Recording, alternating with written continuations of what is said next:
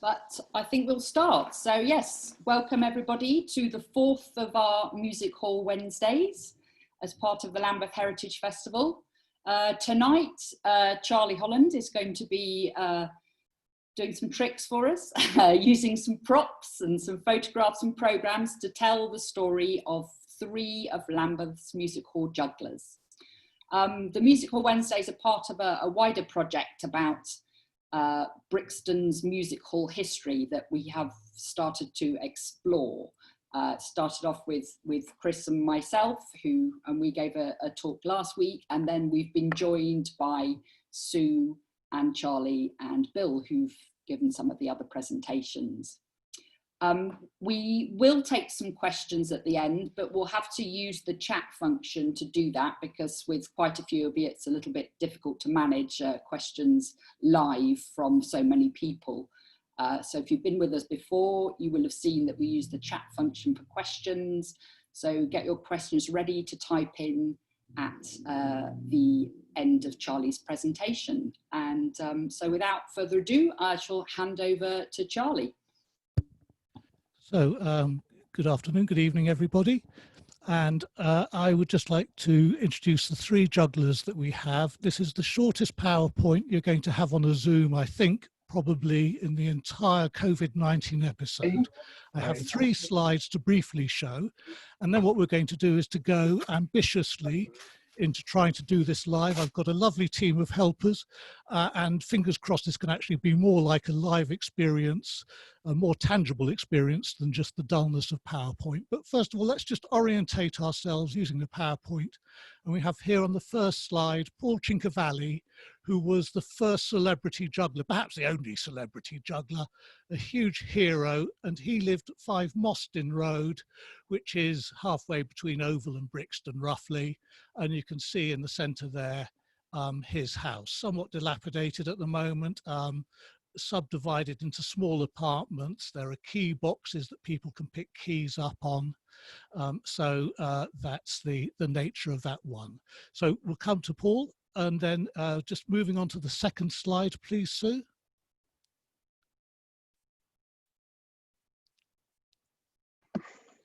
You'll have to bear with, Charlie, it's coming. Yep, yep. It may take a few seconds just to come across. I ambitiously set this out as a rolling PowerPoint and then decided it wasn't a good idea, and then failed to undo it. I can't get it to move. Oh, technology, don't you love it? If it's not moving, don't worry, we can come back to it later. It's not moving at the moment. Very good. Sorry, Charlie. In which case, if you want to put the camera over to me so everybody can see me rather than see the PowerPoint, we can move straight on.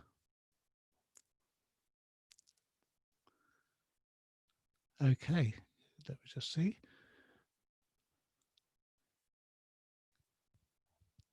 Seeing Sue Mackenzie on the screen at the moment. Right. We're only seeing you. You're seeing me? Yeah, so I think... That's lovely. As long as you can see me, I'm happy. We can see you. Fantastic. Great. Okay, so welcome everybody. You may ask why I'm wearing a green bowler hat. And the reason is that this is a tribute in a way to the first of these musical jugglers, Paul Cinquevalli. One of his acts was recreated more or less successfully by Rob Murray, an Australian juggler, on the Paul Daniels show in the early 1980s. We don't have time to show you that clip tonight, but if you just go to YouTube, put in Rob Murray, Paul Daniels show, then you'll be able to find it and have a look. And this was a clip which was done where Paul Cinquevalli was a billiard table. He had pockets on his sleeves, on his back. And what he did was he took a wine glass. In the wine glass, he put a billiard ball. On that, he balanced a cue. And on top of the cue, he had 2 more billiard balls balanced. Then he gave a small movement. And off went the cue to be caught.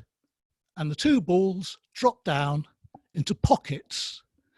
After that, he proceeded to play a game of billiards, moving his body around, throwing balls, juggling, catching, to recreate the spirit of billiards. That was one of his tricks.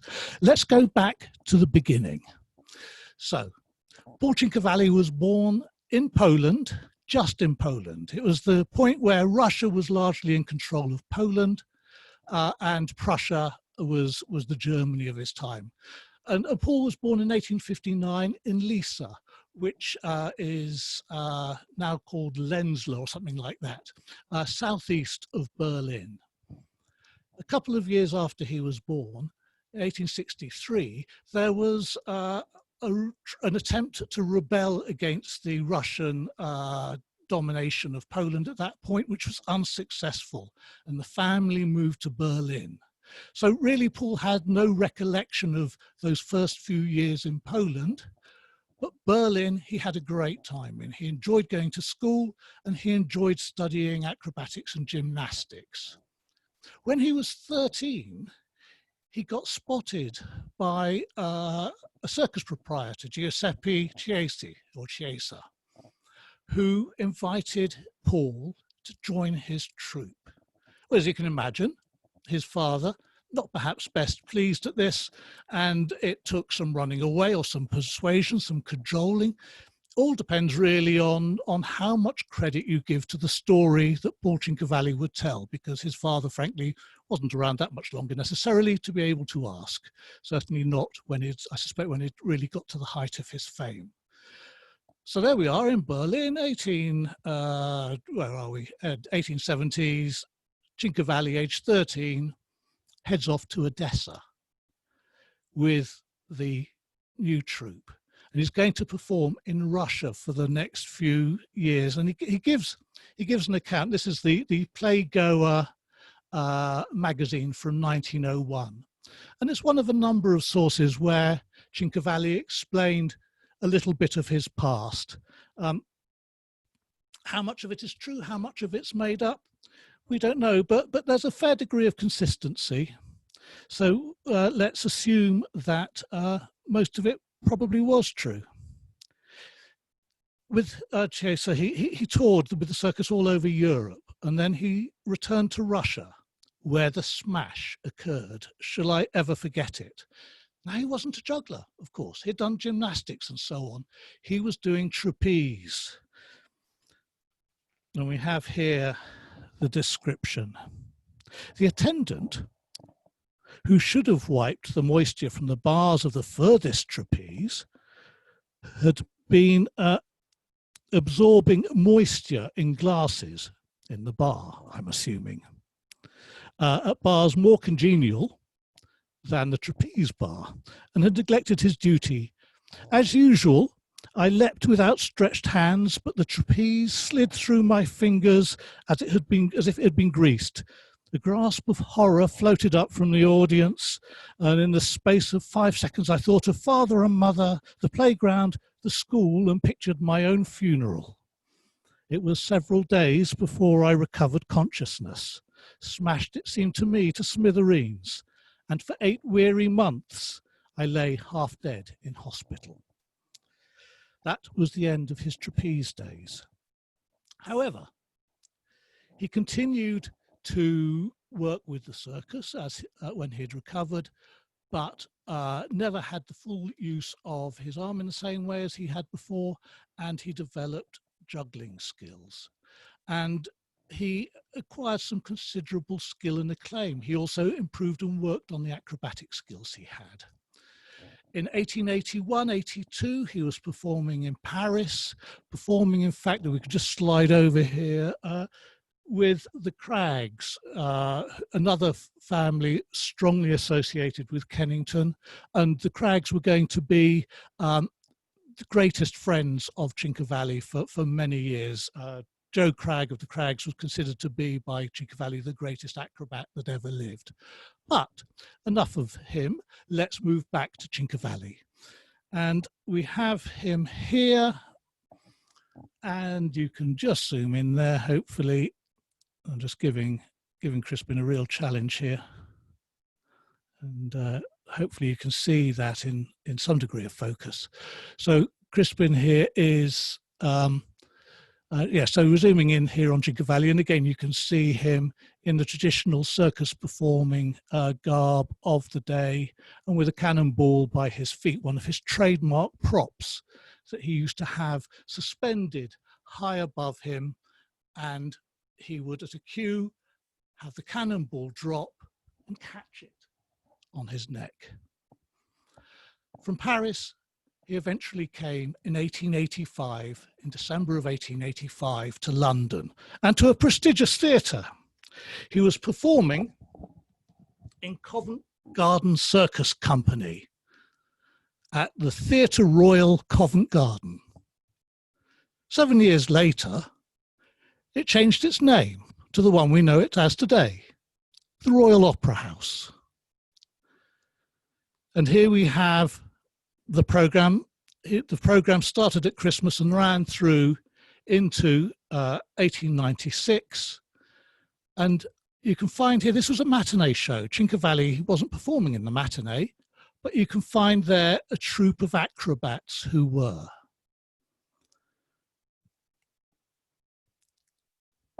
There were two Theatre Royals in London at the time, the Theatre Royal at Covent Garden and the Theatre Royal Drury Lane, which was highly regarded over the subsequent decade for its superb, enormously long pantomimes. And sure enough, in 1896, Cinquevalli got the chance to perform in that Theatre Royal too. And if I just flick over a page here, you can see this is the book of words for that 1896 pantomime.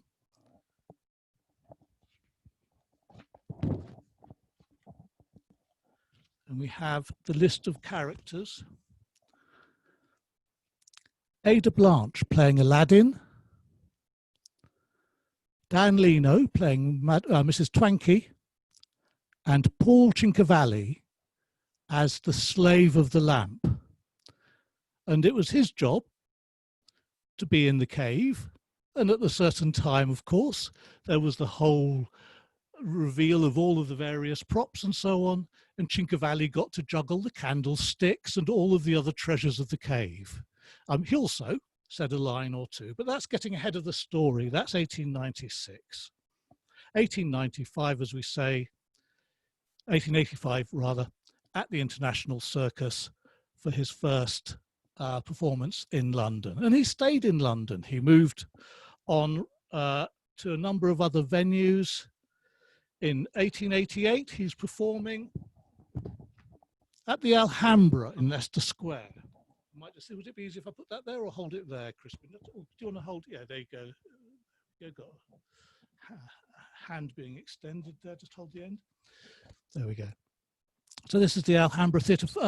This is where the Odeon Leicester Square is now. It was a huge structure and it attracted some of the big performers of the day. It put on operas and ballets or sort of divertissements of large scale, as well as having a range of acts, including on this occasion, as you can see, the Marvellous Crags. So they had really a long, significant time together, involved in various institutions, the Music Hall, Railway Society, all kinds of things like that. In 1889, thank you, both of them performed in a Royal Command performance. And this was for the Shah of, I think it's Iran, isn't it?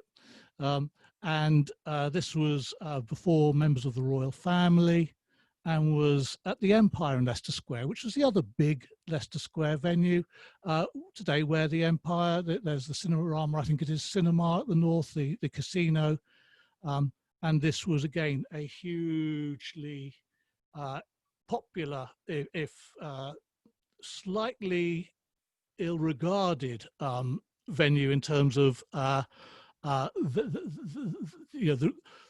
perceptions of prostitutes in the foyer area and so on.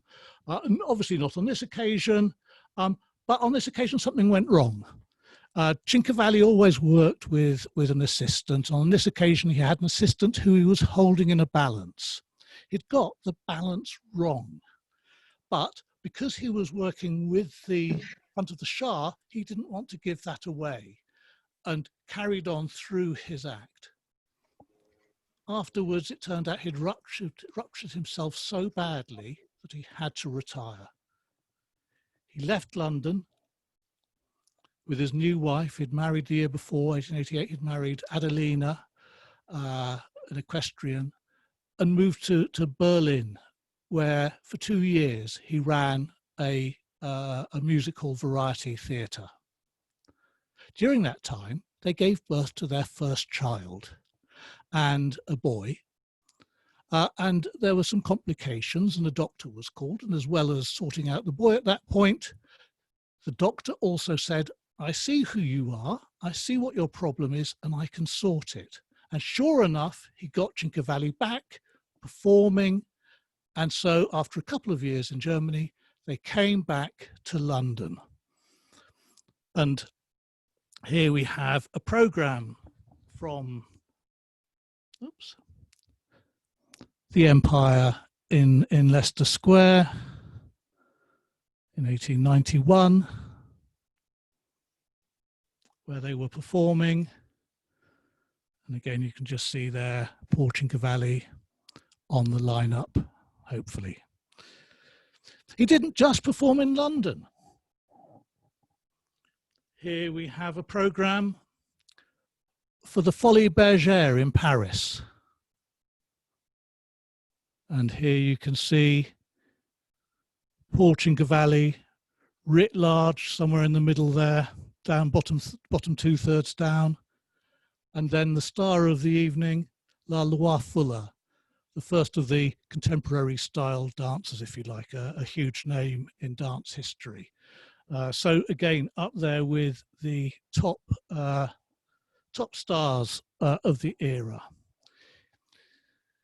He moved in 1893 into Mostyn Road in Lambeth, and that was where he was going to spend the rest of his life.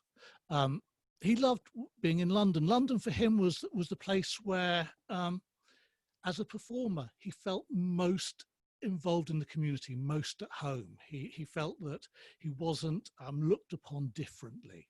There are stories told that come the First World War in 1914, he was ostracized and so on. And these are subsequent stories. There is no evidence at the time of this. It seems as though he carried through his career. The press, the papers were popular. He continued to play in a range of different theatres. We have here the Paragon in the East End, and he's on the bill there. We have him on the Oxford, in Oxford Street, one of the other crucial big West End halls. And here in 1913, we have him at the Liverpool Olympia, one of the regional theatres, and still, not that you can see it there, in a fairly prominent position. In 1914, he decided to retire. He was 55 years old, and he had achieved, I think, an enormous amount, including appearing in the first ever Royal Variety performance. Held in 1912, the first Royal Variety performance was an astonishing thing. I mean, it was the point where music hall was really becoming respectable. It was to raise funds for Brinsworth House, which still today runs as a music hall for the retired performers. And this is the photograph which was used in the program. And I don't know if you can see, if I angle it and play it around a bit, you can just see in pencil markings there. It's signed by Cinquevalli himself. And the photograph was taken in Regent Street by a photographer there. The actual photograph, if you look at it in detail, has got all kinds of thumbprints on it. You can see it's torn, and my guess is it had been thrown away, and like much of the other stuff you find on eBay, had been randomly found by somebody and floated out. I mentioned that Cinquevalli works with a range of other assistants. He had one assistant for 10 years, and they had a huge play between each other that built the comedy and the character. There were fumbles and attempts to do stuff and it goes wrong. In the beginning, when he'd come over, he had, as we saw in that first program, a troupe of acrobats. And I was going to show you now a poster from 1889, 1890, after he'd had his accident, and you got the full reflection of the light in there. I'm afraid you may need to wiggle yourself around there. There we go. Yeah, you could try switching it off, Amy, just see if that helps. We have the Trevally Acrobat. So when he was forced to retire due to his injury in 1885, he decided that he could no longer have the acrobats he'd been working with. His name Cinquevalli, their name Trevally. I can't imagine that that's a coincidence, three of them, Trevally.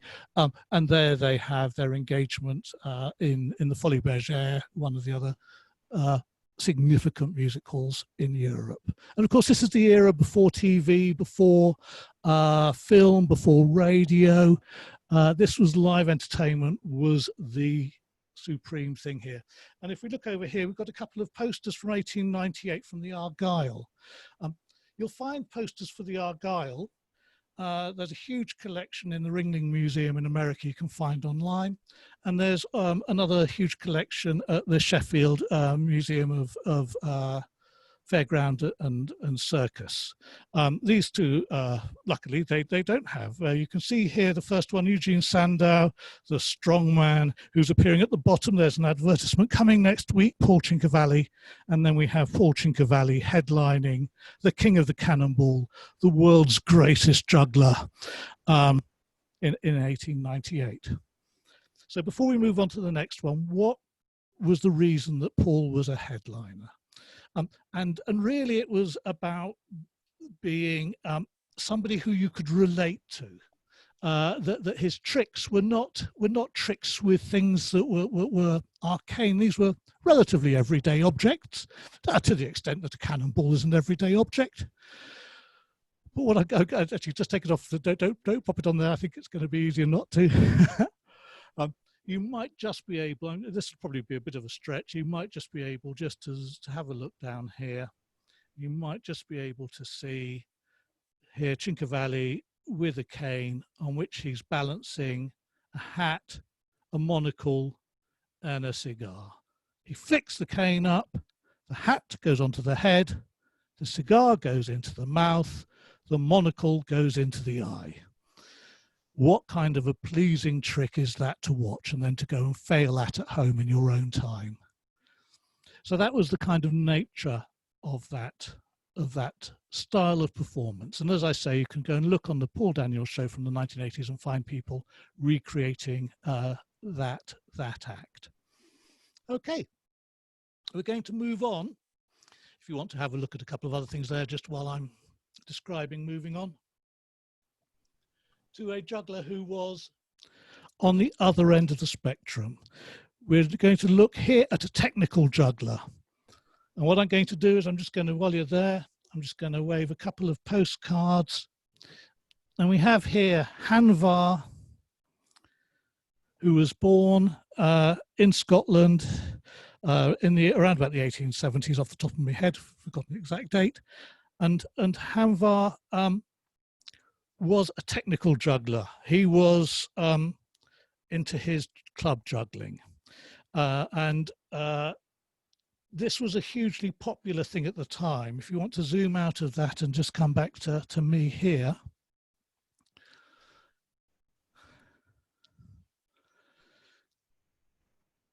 Around about the sort of 1880s through to 1900, this book was published around about 1900, 1901. There was a huge enthusiasm, particularly in America, for Indian club swinging and for club juggling getting underway. We can find here, again, don't sort of spend any time on this, but you can just sort of see there's some photos there. And right at the back, you get people starting to do club juggling. an American, Maurice Cronin, had come over to England in the 1880s and had been a success and had inspired Hanvar. And in the 1890s, 1896, Hanvar made his first appearance in London. Now, if you go to the history books on juggling, you won't find Hanvar in there. Hanvar is completely unknown. He's fallen below the radar. But actually, he's an important juggler, it turns out. Because what Hanvar did was become the first person proven to juggle 5 clubs in performance. There were rumours in America that Benji Mowat or Pat McMahon were the first people to juggle 5 clubs. And they may have been. There was a huge competition. Everybody was trying to do it, helped by the fact that a juggler had gone into manufacturing. Here we have a modern day club. And here, oops, let the ball fall down. There we go, comedy stuff all the way. And here we have one of the clubs made by Edward Van Wyck, the first club maker. He started manufacturing clubs in 1895. And you can see there's gold foil on the clubs and they're hollowed out in the bulb of the club. I say they're hollowed out, they're made sectionally in part. And the crucial thing that changed the game, that made 5 club juggling achievable, was that we had somebody who was really working, who had been a juggler, who understood and worked on his woodworking, and you could start to get clubs that were fairly light, I mean still weighing a load more than a modern club, that were balanced well enough to spin consistently, and that each club would have the same balance in the spin. And so you could get away from the inaccuracies that you would otherwise tend to have that would make juggling 5 incredibly difficult. So Hanvar had practiced and he became the first juggler to do 5. If we look at this scrapbook, this is a scrapbook, you might want to stand up for this, for the Theatre Royal Grimsby. And it goes through from 1898 with pictures of all of the acts who appeared here. I say all of them, with lots of them. And when we get towards the back of the book, we find here Hanvar, Juggling on the Lawn, a popular style. Maurice Cronin, the American who had come over and influenced Hanvar, did a style of juggling dressed in his tennis whites and so. But you can also see here the representation here of Hanvar juggling 5 clubs. Also, floating around throughout 1900, 1901, this point when Hanvar was solidifying and performing 5 club juggling, we had another performer. There was the sisters Lee, who were acrobats, and one of the sisters, Stella Star, or Stella Star, was a serio comic, a clog dancer, an acrobat, and over the course of a year or so of performing together, became Hanvar's wife. So Hanvar and Anna Lee became married in 1901. And then they set off together. She had a great sort of comic personality, I think, in contrast to Hanvar's relative seriousness. He was the technical juggler. She brought the comedic wit to what they did. And we're going to look down over here now. And here we can see a poster. T.E. Stevens, who was one of the big English printers of posters. And we have Will Hanvar and Anna Lee, the juggler and his comedy girl. I've no idea where the name Hanvar came from. It was interesting that yes, I struggle. Stella Star, there were 2 R's on Star, and one wonders whether there was a relation. Hanvar, I think that's coincidence. But Will Hanvar and Anna Lee had a long career. In 1907, they went on their first trip to America. Subsequently, they got to go all sorts of different places around the world. They missed part of the First World War for sure by being somewhere where the First World War wasn't really an issue. And they came back, and in 1916, they settled in Brixton, just a little bit south of Brixton, centre more like a sort of Tulse Hill area at 22 Helix Road. And they lived there through until around about 1925-26, at which point they moved to America and they settled there, carried on performing. Anna Lee had a stilt walking company that she ran as well, and they stayed there until their end of their lives, and they're buried today in America. They died both in around about the 1950s, somewhere in the 1950s, and I can't remember for the life of me where they're buried. It's somewhere which entertained me as a name, but it's gone. Very good.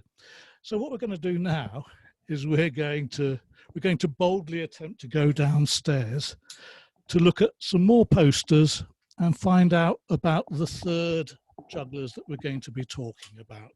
So this is a team effort here, trying to make our way down. Bear with us.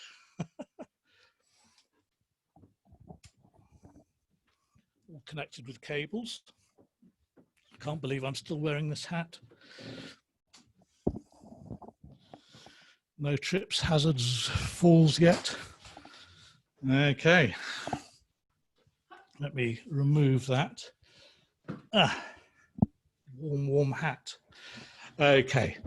And now we move on to our third and final family. And let's have a start off. In fact, if you both swing round, and we're going to look at the big poster over here. The family we're talking about are the Mongadors. The top right here, you can see Pierre Mongodor. He was the patriarch of the family. And we have the four children. Let's just talk about Pierre briefly. Pierre Schonberron, his true name, born near Lyon, he had a family, the family had a coaching industry which had been successful. The railways had come along, they'd adapted, they'd changed. And he had, I think, likely a prosperous future with the coaching family. But at 17, he decided, no, he was going to go to Paris and see what Paris had to offer. And what he found there was the circus. And he got infatuated. He decided he wanted to join the circus. And the advantage he had through his coaching industry was that he knew his horses. He could work well with horses, and he was able to get a job. He also was going to the gymnasiums of the time and developing his gymnastics skills. So as a 17-year-old, learning to work on the trapeze, learning his acrobatics. And he found a lady, Matilda Pierontini, who since the age of 5, and I don't have a photo of here sadly, the age of 5, she had become apprenticed to the Pierontini family. We don't know what her real name was. We do know that she started off as a wire walker, developed her skills, so she was performing at the age of 5 and became an equestrian.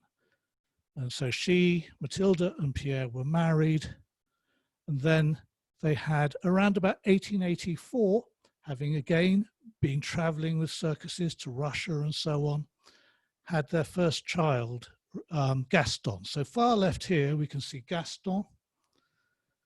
Then we have Jean, their daughter, Georges, the third child, and René, the baby of the family, born sometime later than the other 3, who obviously were all stepped down by a year or 2. So so this poster, just by the way, by Louis Gallice. So this is dating from around about 1909, 1910. Louis Gallice was one of the big French poster manufacturers. What we're going to do is we're going to swivel around now and have a look at this poster over here, the De la Rambla. So, when the Schonberron family were working, they, like all companies of this time, tended to pick up names. Cinquevalli's name was Emile Otto Paul Braun, B-R-A-U-N. It wasn't, he wasn't called Cinquevalli. Hanvar's name wasn't really Hanvar, and the De la Rambla and the Mongadors were actually the Schonberron family. But the De la Rambla was the first of the acts that really came to ground, or took off, perhaps better, when the youngsters got old enough. So this is around about 1906, 1907. This poster by a Fiche Farrier, again one of the big poster companies of Paris, and they. So 1906, 1907, and they were fairly successful. We've got baby René here. George, when he was 9, had an injury, and he wasn't able to get to develop the acrobatics and gymnastics in the same way as the other. Their act was described as a whirling, a whirlwind waltz. This was the style of the De la Rambla act, a whirlwind waltz. And we'll have a look at them a little bit more in a moment. Before we do, when this act was taking place, there was a moment when Jean had injured her leg. She had a fracture. I think they decided it wouldn't go on too long. In the meantime, Georges had read about Cinquevalli, who of course you remember had been injured. George had been injured at some point, and George decided that the thing to do would be himself to become a juggler. And so he got infatuated with juggling, and in time the rest of the family did too. And so it was in 1909, 1910 that they developed the Mongador act. And so you had the 5 members of the family there juggling, and they juggled clubs. And this was really what got me into this family in the first place. Here what we have is one of the Mongadors clubs. I first saw one of these in the V&A. They've got one in the museum, and I saw a photograph of it, and it was the most beautiful juggling club I'd ever seen. I was curious to know, with all these ridges, how was it made? The other way. There we go. That'll give the camera something to work on, won't it? So curious to know how it was made. And eventually, like all things eventually do in this life, some came up on eBay. And this is one of them. And it's very pretty and very rare and very, well, it's probably not that delicate. Let's have a look, because also I acquired some practice ones, and these are sufficiently battered to allow us to see how they're made. You have the wooden handle affixed to a basket. So you've got a wicker basket over which is some kind of plaster of Paris bandage, I think, some kind of material like that, if you can think of that, that's overlaid with it and then painted. So extraordinarily handcrafted things. And one of the extraordinary things about this family was the precision and skill with which they juggled, to the extent that Anne, granddaughter of Pierre, granddaughter of Pierre, was able to juggle 5 of these, which really is going some. But they were known for being serious jugglers. They had great technical flair, but also great dance and movement flair. They had a real elan and a precision. They would juggle passing complex patterns between the 4 or 5 of them, depending on how many there were, taking part in a particular show or in a particular move. But also that they had character and comedy in it. And Georges, picking up from his father Pierre, who had gone into the clown end of things, Georges was the clown in the family. And if we have a look on the table now, just to really give Crispin a headache.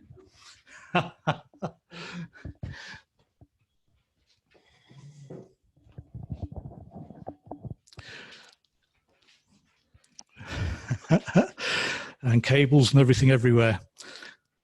We can see a poster here by Alf Cook. So this is, they came over to England in 1913.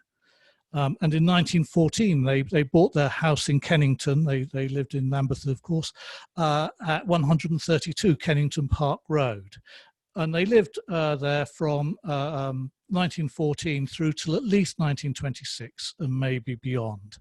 And here we can see Georges holding a tray on which the other members of the act are represented. You won't find René here after, this is probably just about in time for René. This is possibly pre the First World War. In the First World War, Gaston went to fort fairly early on, and he was injured and shipped home and recovered. René was too young at the start of the war to go in, but towards the end of the war, he made his way. It's unsure whether he may have been slightly younger than he should have been, but whichever way it goes, he went. And unfortunately, in 1918, René was killed during the war. The family, nonetheless, continued. We're gonna move this poster now, a bit of this poster out of the way. This one of these posters used to hang in, if people remember, the old theatre museum in Covent Garden. It used to hang there. And we're now going to move down, and we're going to go into a little bit more intricate detail if we can. Let me just move that out of the way. Bits of tatty old paper and irreplaceable photos just sliding left, right and centre.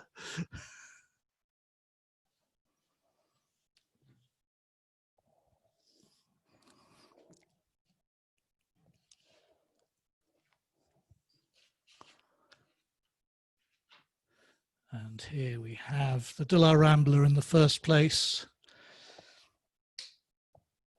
And you should hopefully gradually, just as we get the camera set up, be able to see. In the poster you saw the dress that Jean was wearing, and you can see that the dress itself absolutely matched up to the quality of the illustration, an absolutely stunning dress. Then you can see she has the coat and then the dress underneath to go with it, and younger brother René there in the act. And we can find here's a bill for Victoria, the Theatre of Circo Victoria in Spain. I think this one is, yeah, after the interval of 10 minutes. Down here we have El Notable Trio de la Rambla. So that was the 1906, 1908 kind of period time that they were doing that. They moved into London in 1913, and here we've got a photograph. I'm not sure which of the family that is, just standing in front of a poster for the Hippodrome Wigan, the 5 Mongadors topping the bill on December the 29th, 1913. They attracted, when they were performing, huge crowds. Sometimes they were performing outside, and this really is a stretch, but you can see this is not wheat growing into the distance. This is a sea of faces. It looks like the Glastonbury of its era. I'm just going to throw another poster in about that sort of similar sort of size, but you can see here one of the members of the family outside a theatre, and you can see the Mongadors poster with Georges Mongodor that we've just been looking at. So after the Second World War, the family didn't reunite in one troupe. What happened was that they decided to split into two. Gaston had married Nina and had a son called Gabby. And throughout the 1950s, sorry, this is huge for you. Throughout the 1950s, they performed as the Trio Grosseto.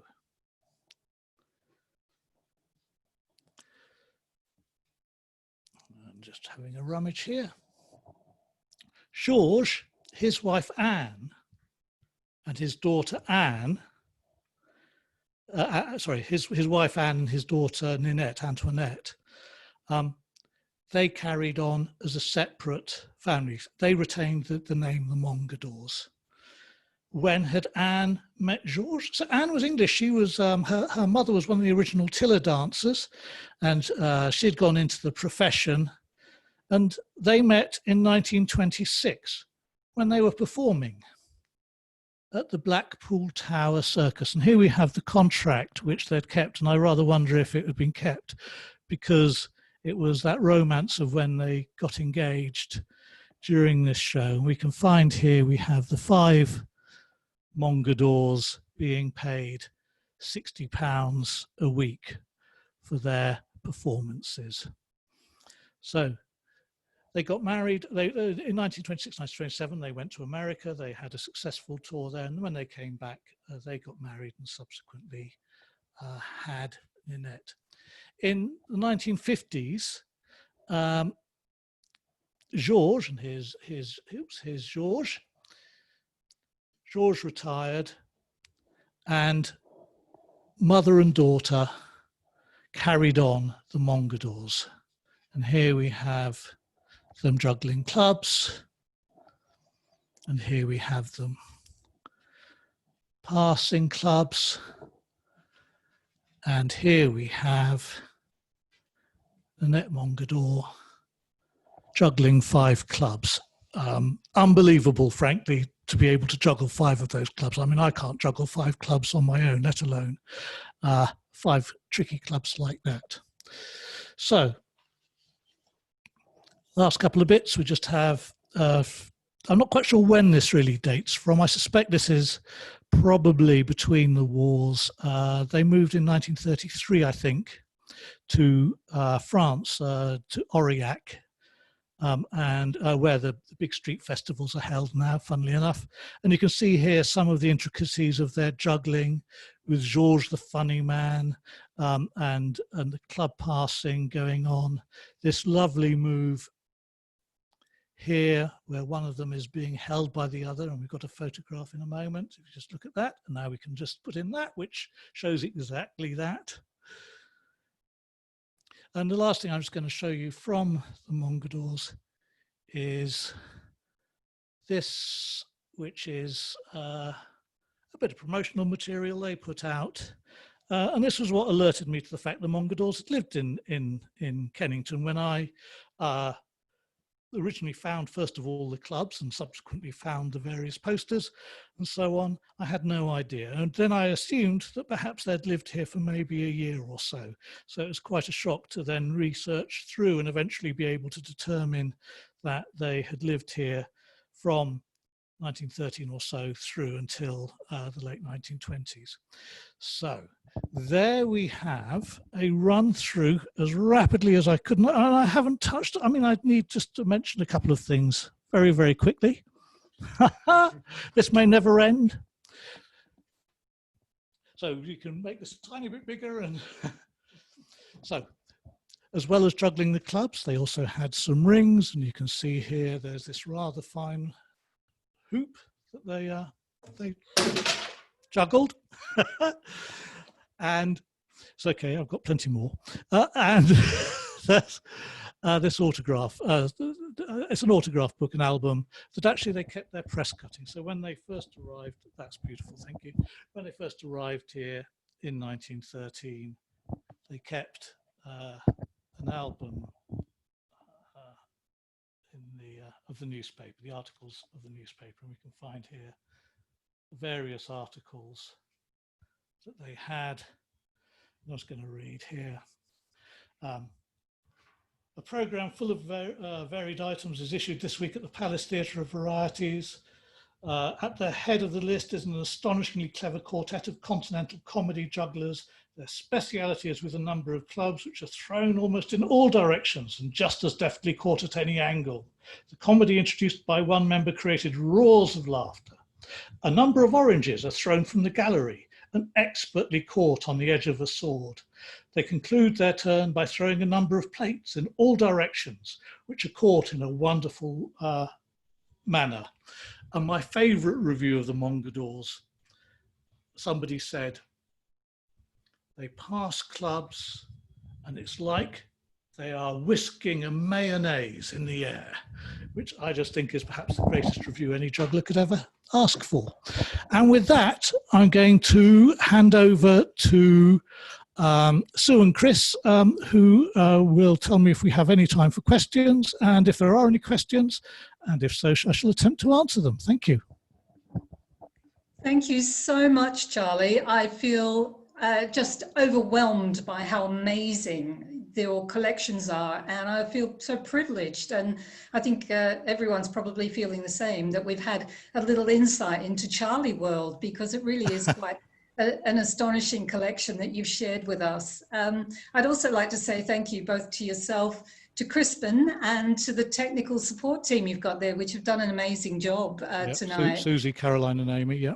Susie, Caroline and Amy, thank you. And we do have some time for questions, and I know people probably will be wanting to ask questions. If you could do that, everyone, through your chat function. While we're waiting for that, can I just ask Charlie, it has been mentioned that Ninette sadly passed away this month. Is that correct? Yes, yes, I gather it is. Well, I'm sure it is. There's an obituary. If you go to juggle.org, David Kane, who's a superb juggling historian, has written a terrific obituary. So yes, it's her mother. Sorry, I should also say, I'm not sure if I've got it around. Here we go. Yes. I should say here two things. Well, one is that Antoinette did, so this is the daughter who recently died, did a biography in French, which is very useful, probably much more useful if you speak French better than I do. What it is infuriatingly intangible on dates. So there are 2 or 3 dates hidden in there which allow you to kind of then work with newspaper archives to flesh out the rest of it. But it is a terrific insight into their world, and highly recommended. Anne Mongodor, I should say, and Georges Mongodor, I mentioned that before the Second World War they moved to Aurillac. And in fact, Anne Mongodor received awards afterwards. So I'm just reading here from the obituary that Don Stacey, I think, wrote when she died in 2000. At the outbreak of war in 1939, the Mongadors were playing in Denmark, and they only managed to escape on the last aeroplane out of Copenhagen. They were offered contracts to perform in America, but Anne and Georges Mongodor decided to stay in Aurillac. There they hid downed RAF pilots and helped young Frenchmen hoping to escape to England. In the kitchen, Georges Mongodor would teach those who wanted to escape to Spain the rudiments of Spanish, while in the next room his wife taught the basics of English. When the war ended, the couple took up their clubs and performed the act. So I'm just trying to think whether it says she was awarded the French sort of Legion of Honor-y kind of thing. I don't know what its proper title is, but she was properly credited for the work that they'd done in helping the downed RAF pilots in the war. She was attached, having been born in Britain and married to a Frenchman, she was attached to both Britain and her adopted country, France. All you have to do, she would say, is to think English and act French, and there you will have the summit of civilization.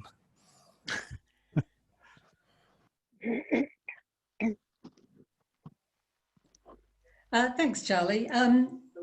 I think the question on many people's lips is, are you a juggler, and are you going to show us your skills? Well, okay.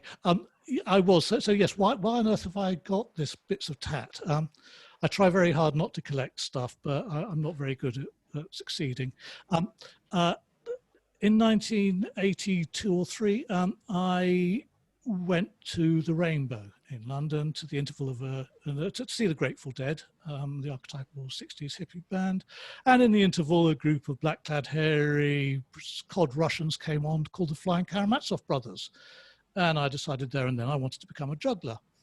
It took me 3 months to find anybody who could teach me the basic 3-ball cascade. and juggling, all the variety stuff had died away. It had all become passé. The comics who were on the telly were dreadful, and really the only sort of light in this at the time was the Paul Daniels show, who showed some of the great jugglers that were emerging, as well as some of the finest jugglers of the past. So Michael Motion, a superbly important juggler, for example, I'm sure was one of them. I think he appeared on the Paul Daniels show. Air Jazz, certainly, dancer, juggling troupe.